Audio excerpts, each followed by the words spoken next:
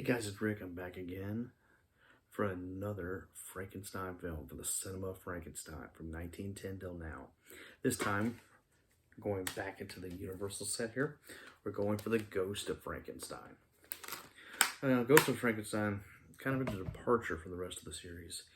At that time, Universal, unlike Son of Frankenstein, who was one of the A-list pictures and made Universal a lot of money, actually put them into the black, they decided that their monster movies would be better to pump out quicker, smaller budgets, because they didn't want a mistake that happened like for the last picture with a script on the fly that sent it over budget, even though it made money.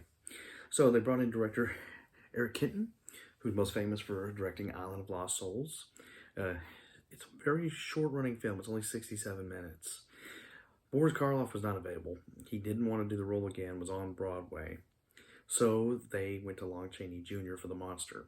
The main decision that was made is the monster had to look the same. They wanted the look to stay. So that became the iconic look that would be used from here on out. The Frankenstein monster looks like what we know. Pretty good cast. You got Cedric Hardwicke as Ludwig Frankenstein, a second son of the Frankensteins. Ralph Bellamy, who's a police officer in the town. Lionel Atwill returns as Dr. Balmer, who was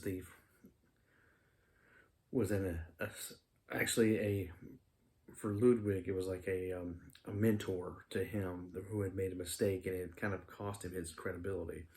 Bela Lugosi returns from the dead as Igor again.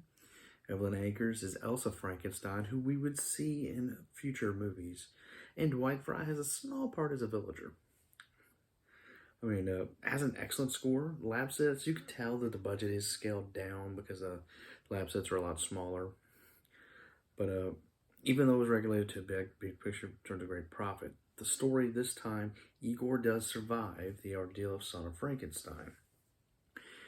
So, thinking after the villagers of the Frankenstein decide to blow up the castle, believing that this curse has brought poverty to their land and they can't do anything, they destroy it. This awakens the monster from the sulfur pit. Igor rescues him and so goes to find the other son of Frankenstein to see what they can do to revive him, to make him strong again. Lon Chaney Jr. doesn't really get a lot to do. I think he looks good in the makeup, but the makeup did actually have did make him sick in negative reaction to the makeup. A few deaths in the film. I mean, he does play the lumbering brute very well, still following Igor's commands.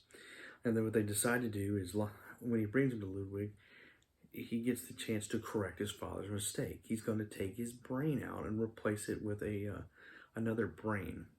This time of someone that is good, where they can correct the name and the legacy of Frankenstein. Igor has other plans, getting with Dr. Balmer. He just wants him to take his brain out and put it into him, take him out of his broken body and put it into the monster. Film goes on. That happens, but there's a negative effect, which you just have to see for yourself. It's not a bad picture. It moves really quick. It still looks very sharp. Not as sharp as Son of Frankenstein, but it's still, it moves at an incredible pace. Evelyn Akers isn't given a lot to do as Elsa Frankenstein. However, like I said, her character plays a more prominent role in the next film.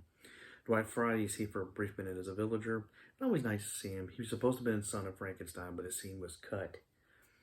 I don't mind the sets, although, again, Son of Frankenstein has the better sets. But you can tell they're just pumping these out, and it's still making a profit. That's the thing. All the Universal horror pictures made a profit. Unfortunately, couldn't find any budget information or what it made, but it did put out to be a very positive thing for Universal. Because these were mainly made for kids now, teenagers. It's a solid entry. I don't dislike it. It is the last time we'll see Frankenstein in a solo film for Universal, because all the future will have him teaming up with other monsters. So the Frankenstein's monster, kind of becomes, his role gets diminished as we go a little bit. But still, a very appreciated character for the Universal Monster films. But overall, I mean, I like it. I give it 3 stars. I mean, it's just a solid film. Like, 67 minutes. I mean, it's quick, it's easy. I don't mind it. All right, guys, that's it. So, let's see. This is the day 5 complete. Take care and go watch a movie.